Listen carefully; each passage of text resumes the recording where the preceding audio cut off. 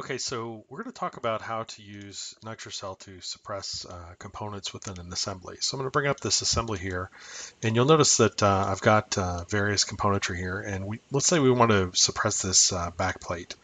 Well, in Nitro-CELL, it's very easy to do. All you need to do is have an execution worksheet. We're going to filter to our model object type and go all the way down to the suppress command. You'll see that that is a compatible relationship, and it's kind of indicating what we need to supply it with information. The source model assumes that it's going to be the active model by default. So I don't need to put anything there per se. Normally you would put a file name for what you wanted to go and run this on. But in this case, we're going to say backplate.prt. Better spell it right. Backplate.prt. And when I say do it, it's going to go in and it's going to suppress that component. The way I can tell it's suppressed is by doing a regenerate, and you'll see that it is in fact in a suppressed state.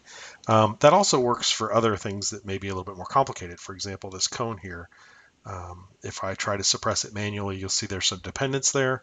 So you would naturally expect that if I come in and say cone.prt and suppress that it will in fact suppress all of the other components that are child with it. If we regenerate the model to get the screen to update here, you'll notice that those components are in fact suppressed also.